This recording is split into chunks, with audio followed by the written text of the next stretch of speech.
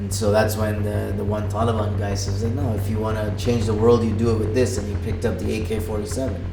And that was his message that, it's about being militant.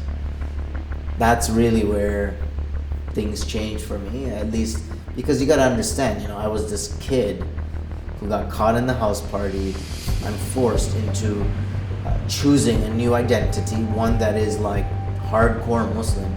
And now I come to this place and I see these guys, and these guys are hardcore Muslims. For a young, impressionable guy, they were like heroes.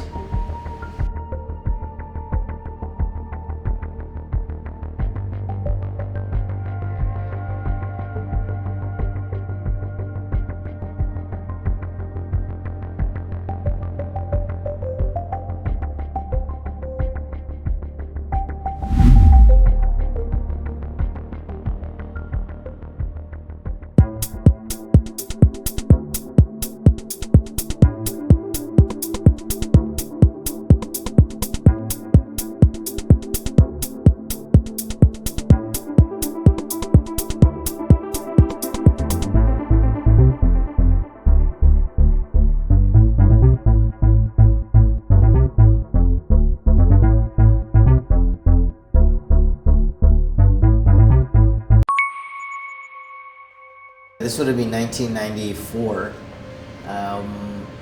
and I was in India with my parents, and I came back earlier than expected. And I told them that I needed to register for classes, and this is before you could do it online. There was really no internet, not in the way that it is now. So I came back early and told all my friends, hey guys, my parents are gone, let's do a party at my house. Because we had done parties at their house, right? Different houses. And so I just felt, hey, I should be a part of this, and let me do the same thing. So basically put out the word in school that there was going to be a party at my house. Bring BYOB, bring your own beer. So everyone started to come, and it started to fill up slowly. It was at night, and people are there. We have the rooms all set up. I have a sheet covering like one half of the room, and I have a notice put on it. This is like the lounge area where you can have like, I tried to go and make it into this, I guess, lively event, right? Downstairs, a bunch of people were watching Dazed and Confused. It's a pretty popular movie. There were people upstairs in the bedrooms, just hanging out. Big clouds of smoke everywhere in the house. And I had gone outside just to have a cigarette, and I was talking with my buddy. And then he looks over and he's like, hey, who's that? And I looked over and I could see the white robe, basically, moving back and forth as my uncle was walking up. And I just stood there in this, like a deer in the headlights, just frozen, to the point where the uncle walked up the stairs, looked at me, and slapped me. And what is this? He starts yelling, and the door flies open, and he starts rushing inside and yelling and screaming and telling everyone, get out, get out. What is this? What are you doing here? So everyone panicked. They were, people started freaking out, people running from the basement upstairs, from upstairs downstairs. Those who were upstairs in the balcony, they were jumping off of the balcony to get out. And it was just a very hectic and chaotic scene.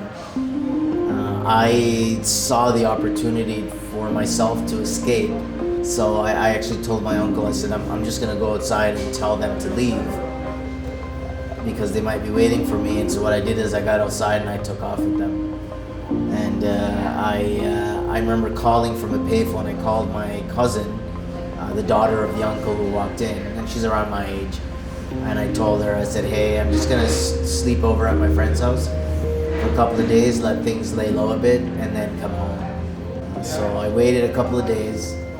I went back, and and then they sat me down, and all the uncles sat around in front of me and just basically berating me and telling me how bad what you did, and this is such a big disgrace to the family, and what will people say, right? That was their big concern.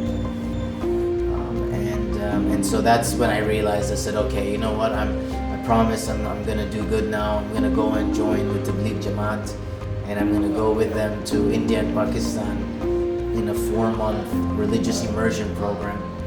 And that's what I thought would convince them that, okay, he's learned his lesson, leave him alone, let's move on.